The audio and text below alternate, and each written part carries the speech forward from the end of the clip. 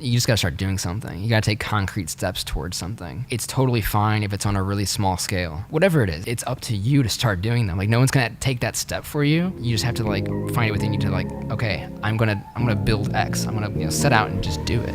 This is where it all begins, so say goodbye to all your fears, all your doubts. This is where they die. This is where we come to win, we come to fly. This is where we make our dreams come to life. Welcome to Innovation City. Welcome to Innovation City, a podcast featuring innovators, disruptors, and creators who are breaking through the status quo of business as usual to change the way business happens today. This is a really exciting show. We've got Ben with us. Ben is like a serial entrepreneur. He's doing a lot of really cool things. But first, let me tell you, I'm Tyler Kelley and my co-host Michael Johnson, and we are super excited. We're here at Venture Cafe in St. Louis, Missouri. Venture Cafe is a place that connects innovators who are making things happen, and we're super grateful for their support. And we're super grateful to have Ben on the show today. Yeah, I'm excited to have Ben on. So Ben is a serial entrepreneur, a lot of very interesting things he's got going on. He's also a partner at Rampant Interactive, where they specialize in custom, unique software solutions. But one of the things I find interesting, so this is going to seem out in left field, but so one of my favorite guilty pleasure movies is, oh gosh, why did I just draw a blank? The Disney movie about the bobsleds. There you go. So one of my favorite Cool guilty pleasure Cool movies Runnings. is Yeah, Cool yeah. Runnings. So, and from what I understand, you may have something that happened along a similar vein to That's that movie. right, yeah. Well, first of all, thank you guys for having me. It's awesome to be here. It sounds like a really cool show, so I can't wait to listen to it when it's all finished up. But yeah, so the bobsled thing, this was 2014 Winter Olympics, and I had just gotten really into cryptocurrency. I was mining it, I was trading it, I was doing everything you could do with cryptocurrency because I was just fascinated by it, you know. I wasn't looking at it as like a means to real income or anything, just like having fun with it. And at the time, for whatever reason, the most profitable coin to mine, just based on the difficulty and the algorithms and everything, was Dogecoin, which it's kind of a joke. It was just someone made a cryptocurrency based off of the meme with the Doge, the Shiba Inu, saying funny things, and that was the coin. And so I mined that because that was the most profitable. And then I ended up looking at the subreddit for the coin, and I was just like totally taken aback by how awesome the community was. Like, these people, like, were everywhere else, like the Bitcoin subreddits and like everywhere else, everyone was just kind of pissy and name calling and blaming each other for whatever reasons.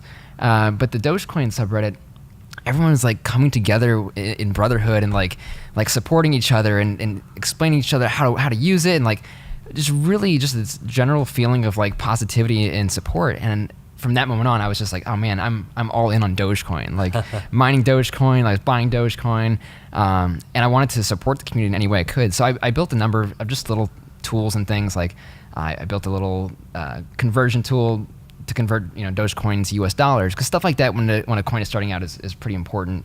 Just the more stuff that exists, the more legitimacy the coin has. And actually ended up building the first point of sale system that could accept Dogecoin. Wow. Which was sort of spurned by Strange Donuts, which is our neighbor down in Maplewood. They asked me, like, what is all this Bitcoin and Dogecoin stuff that I'm hearing about, and how could we like let people use it to buy donuts? And so I kind of just built that on a whim. It took me like 2 weeks to get something running, and we ended up having restaurants and stores like all over the world signed up to use that point of sale service. So that was like my contribution to Dogecoin. But the bobsled thing kind of happened secondary from that. It came about that the Jamaican bobsled team was trying to get to Sochi, and they didn't have the funds to do it. And it's that classic underdog story. And I felt like Dogecoin is an underdog coin. Yeah. And there was a couple people that were kind of like, that'd be cool if there was something we could do. And I'm not gonna there's definitely a lot of people that were involved. I'm not gonna say like I was instrumental in it or anything, but at one point I kind of rounded the troops and I was like, hey guys, why don't we actually stop talking about this and start doing it here? Let's set up an ad. It's tricky because when someone's donating, it's all anonymous. So where's it going? So we kind of had to set some stuff up. We helped get that going to where people could actually donate to a wallet address, and it was confirmed that would end up going to the bobsled team. So I think Dogecoin, I forget the exact number, but we raised several tens of thousands of dollars to help them go. And then they had, of course, other donors and GoFundMes and stuff like that as well. But there's actually a picture of the bobsled team holding up Dogecoin T-shirts That's at the awesome. Olympics. So that was kind of just a fun So thing they that came made out of it. that. They made it, yeah. They didn't win, but that's okay. That's not the point. And Cool Runnings was a pretty cool movie. Yeah, it is one of my favorites. So if you haven't seen it, you got to go see it. Actually, I It's hadn't an even oldie. seen it until after this happened. My girlfriend was like, you've got to see Cool Runnings. How have you not seen that movie? So we watched it.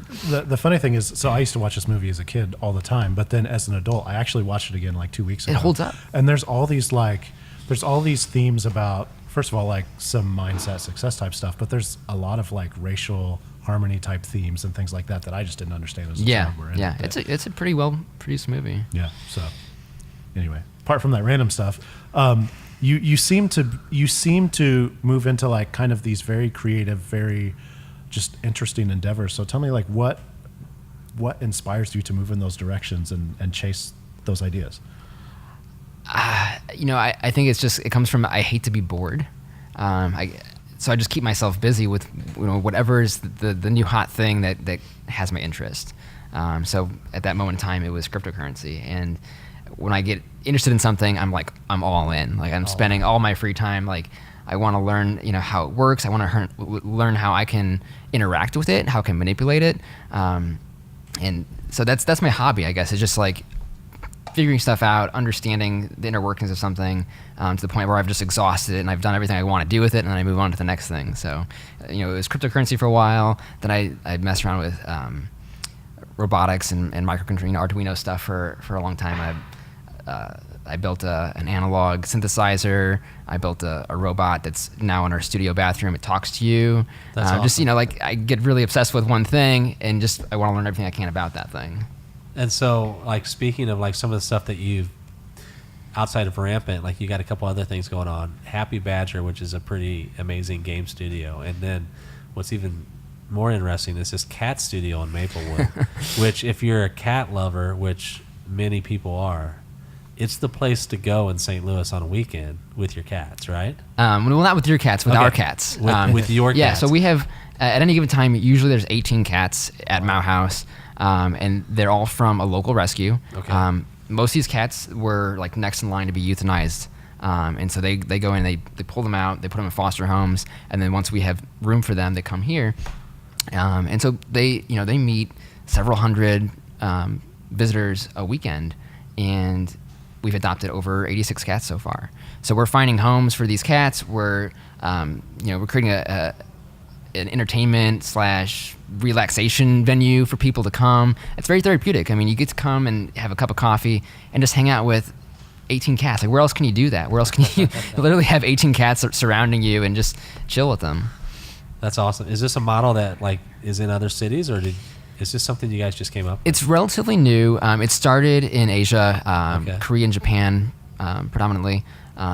Dana, my girlfriend, and I went to one in Thailand, actually a couple in Thailand, and we just thought it was such a cool idea, and we're like, how come we don't have this in St. Louis? Like, St. Louis is a cool place, and we need to have something like this. So we kind of just decided, like, on the spot, like, we've got to make this. Done. Like, we know nothing about, restaurant industry or animal shelters or anything. We're like, we have to do this because St. Louis just needs this. And at the time, I think there were 6 in the United States, but mostly on the coast. California had like 2, New York had 2.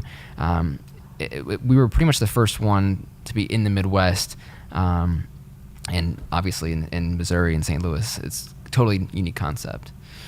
So my big question with something like that is, you have cats and then you have food, and there's like, how do those things cross? Because there's probably some kind of health code thing. Absolutely, and that's probably the question we get most frequently. It's really simple. We have a dividing wall. It's glass, so you can see through it. You can see the cats when you're in the cafe side, and there's a 2-door system, so it's like a vestibule. And because of that 2 doors, if you read through the health code, it basically is set up that if there's a hallway between 2 spaces, they're not considered the same space. So, we have one area which is a food service area, and is considered thus by the health department, and they go and inspect that. They're not even really allowed to go into the cat area because it's considered a different unit. There's a hallway between them. So it's just kind of like a loophole, but I mean, it's not a loophole they're upset with. They're fine with it because of that double door system. There's no way there can be any contamination. So that's amazing. So like the cat connection, the gaming studio, and then like what you're doing now with Rampant Interactive to build stuff that's never been built before.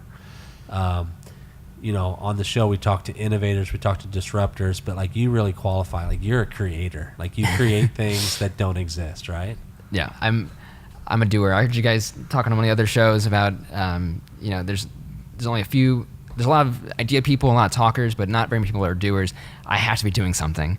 I have to be creating something, whether it's with code or with, paint and canvas or lumber and nails. Like I've got to build something. So that's awesome. Where do you feel like that drive came from? Like take me back to, I don't know, you as a child, wherever that came from. I don't know. Again, I think it's the boredom thing. When I was a kid, I mean, we grew up pretty poor, single mother raising me and working as a teacher. And, I told her, Mom, I'm bored. And she'd be like, you can't be bored. Like, there's so many things to do. Just, you need to find something to occupy yourself. She would tell me that as like a 6-year-old. So I'm like, all right, well, I guess I'll find something to occupy myself. And so I think that's where it came from. It's just like, I've got to find something to fill, that void of, I'm not going to just sit and be bored. I'm not going to sit and watch TV and play games all day. I've got to be doing something. So we were talking earlier about you've, as an entrepreneur, as a business owner, as a business partner, you've kind of made it to the point to where you can be selective in the projects that you take on. So tell me like a little bit about that selection process. What are the things that excite you in business today? Basically, every year that we've been in business, which I think is like 7 years now, we kind of have a little retrospective and we talk about the past year, and usually what comes out of those meetings is some kind of pivot, whether it's we got to stop doing this kind of work because it's awful, or we've we decided that these are not the clients we want because they're pains in the ass. But one year, what came out of that retrospective was we are the happiest when we're doing projects that we're excited about, projects that engage us creatively, engage us mentally. So let's sort of pivot and focus on doing more of that. It's one of those things like, if you don't make those sort of conscious decisions, a lot of times you can just fall into a rut of, well, we're really good at doing these, WordPress template sites, so I guess we'll just do more of that. But that's not what made us happy. So by consciously making that decision, like, we're going to go for this. And then it happens. You start talking about it and you start thinking about it regularly, and it changes your behavior and it changes how you approach things.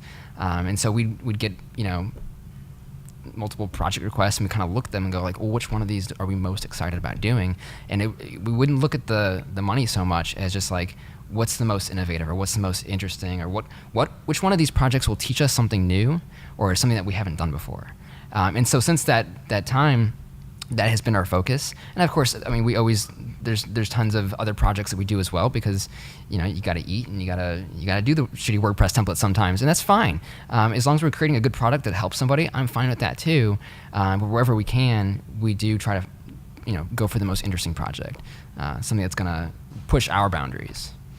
It's interesting that you say that, in that when you make a decision, just in life or in business, to go a certain direction, like, I'm a big believer that the universe at that point is going to test you and like give you all of the opposite choices. Like, are you really serious about going in that direction? Did you have an experience like that? We've definitely had those kinds of experiences. We've definitely been tested, whether it was specifically with that decision or others. There have definitely been times where we've been like, man, are we going the right way?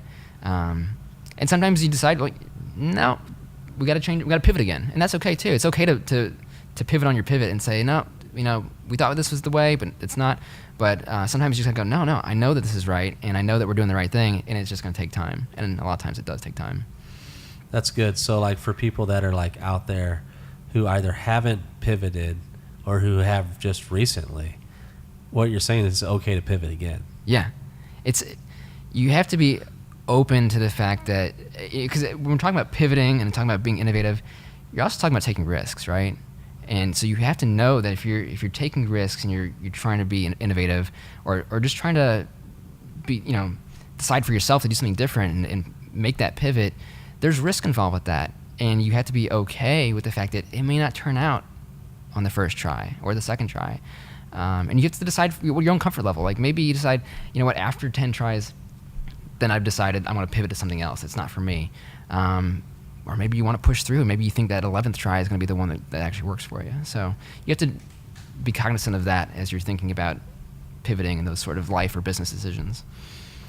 I'm curious, as you're talking about like taking risks and finding opportunities and things like that. Is there like a bigger theme that you find of the things that you gravitate towards to? Is there like a bigger why or a bigger reason other than just like this is interesting to me at the time? Yeah, so that's been our most recent pivot, I think. We want to do more. We have done some work with nonprofits or the museum space where it feels like what we do isn't just to like improve someone's bottom line, but it's to really have an effect on people, to change the way they see something or to make them understand something. And we've decided that that's the space we'd most like to be in, because it's not just about innovating and doing something cool with technology, but it's about actually having an impact on people's lives. And so that's our most recent pivot, and where we hope to go moving forward is more in that space where we can create not just a piece of software, but an experience that someone can have, either at a museum or through a nonprofit, where it changes how they view something. It changes their outlook. Anything like that you can talk about that you're working on right now? Nothing official yet. There's a nonprofit that we've been in talks with from New York, and their mission is to create experiences that promote empathy in people and eliminate unconscious bias. And those are difficult things to do, especially when you talk about, okay, make an app that does that. Like that's a pretty tall order, but we're really excited about that prospect. And they're really cool. They're called Common Circles. They're a really cool organization because they believe that part of the path to that is to work directly with teens.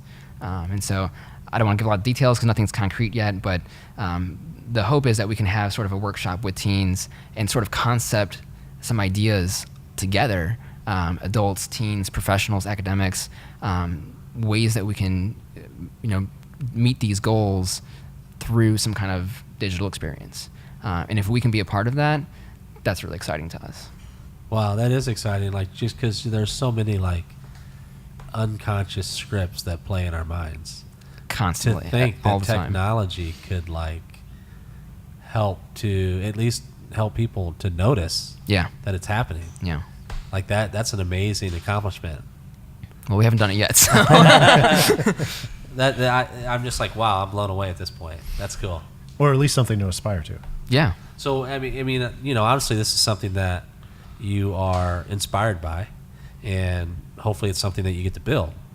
So like, what happens when it's built? Like what's the end game? Like I have my teenagers like interacting with this technology in like 2025, like.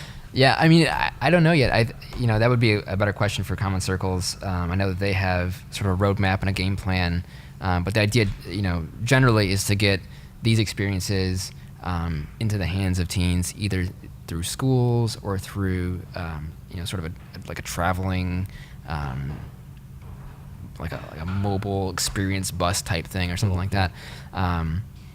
But yeah, really to work with schools to get it to teens everywhere, all across the country. So like, if you didn't have to like sign up any clients at all, ever, you could just do anything you wanted, like what would be that project? Oh man, that's a tough question. Or maybe the 5 projects. And it would probably change, from month to month based on like my mood or whatever has caught my interest lately. But I think, really doing things like the Common Circles project, or one of the big projects that we've done that we're really proud of is working with the Pulitzer Foundation, which is a private art museum here in St. Louis. They're right next to CAM. It's totally different than the let's create empathy and eliminate bias. Like that's a really respectable mission and really awesome if we can do that. Doing something with an art museum is a little different because it's not quite so overt. But we did a really cool project with them. They had these African reliquary figures from the Congo, and they had like around 30 of them in their exhibition. But there's a Belgian mathematician that created a database of all of them, like everyone that was known to exist, which is about 2,000. And because he's the mathematician, he started looking at them in new ways, and he created some artistic, or I guess art history theories about them that were very controversial because he's not an art historian. So they basically came to us and said, look, this is the exhibition, we've got these figures, we've got this database. We want our visitors to be able to experience the database and understand its importance, but we don't want to have to, we don't want to use words to explain that. How can we do that? And that ended up being one of the most rewarding projects of our company's history. We went in there, we did a week-long brainstorming session with them, and we came up with this, basically a game. We ended up building for them. It was a 70-inch touchscreen table, and there was these cards. Each one had a figure on it, and without any instruction. And this was sort of my internal hypothesis or discovery was can we, without any instruction, without any text at all, can we get people to play a game, have fun doing it, and learn something from that? And I would like to think that we were very successful in that. So the game is, you got these little playing cards, on the LCD screen, and they have different figures on them. And without any instruction, visitors would go up and they would start pulling them into little groups. And as you did that, they would snap together. And depending on how close or how far apart they were, would indicate their similarities within the database. And that was the whole crux of the mathematician's theories, were because these ones have commonality, here's a theory on their origin or their construction. And so after doing that for a while, the visitor could then flip a screen and view the actual data behind their choices. So without even consciously knowing that they were grouping things based on those indicators, they were, and we would show them that. It was this wow moment. I had no idea that I could do that by simple observation, what basically has been done by this mathematician. So that was stuff like that where we can work with something like art or human interaction, get people to have fun while they're doing it, and do something innovative. So we had this 70-inch touchscreen table. We had a 360 projection on all four walls around you. It was like being on the holodeck of Star Trek. It was awesome. So anything kind of combines those elements where it's you've got the human element, you've got the technology element, you've got the innovation element, you've got the creativity. Anything that we can do all that stuff together. That's my ideal project. That's cool. It doesn't really matter. It doesn't have to be it has to be African art. It's just anything that can do all those things together. That's cool. Yeah. So it's interesting to hear your background, and to think about that. There's other people like you out there that are just sitting at their computer right now listening to this podcast, and they're thinking what do I have to do to get to where Ben is? What's that first step for me? What would you tell those people? You just gotta start doing something. You gotta take concrete steps towards something, and it's totally fine if it's on a really small scale, whatever it is. If you want to start programming, then fine. Start programming. Build yourself a tool. Find a niche. Oh man, I wish this thing existed, and start building it. If you don't know how to program, that's fine too. Just start taking. There's Code Academy online. You can learn programming in a couple days to get you started at least. If it's you want to start a business, you want to run something, then do it.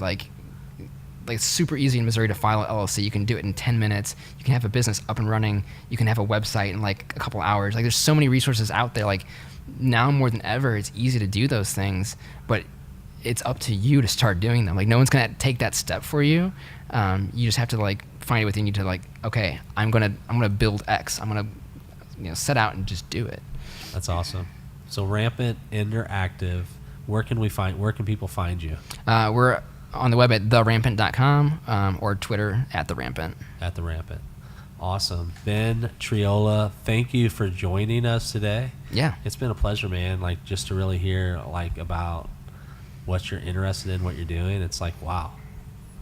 I've been challenged by your dedication to life. That's awesome. Thank you. I mean, it's nice to hear that because it definitely doesn't always, there's a lot of challenges that come with it too. Like we were talking before, like you just have to be cognizant of that and aware of that, like going into it. Like not everything's going to be sunshine and roses all the time. Like you're going to have some hardships and you're going to have some failures along the way, and that's okay. It's okay for that to happen. Part of the journey. Yeah. Yeah. Ben, thank you. Ben Triola on the show today. Thanks for joining us. Happy to be here. Thank you, Ben. It was a pleasure. For more episodes, visit innovationcity.co. Be sure to subscribe, rate, and review. If you're in St. Louis, visit us on a Thursday night. You can find details at vincafstl.org.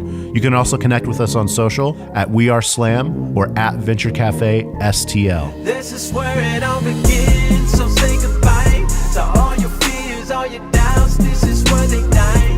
This is where we come to win, we come to fly. This is where we make our dreams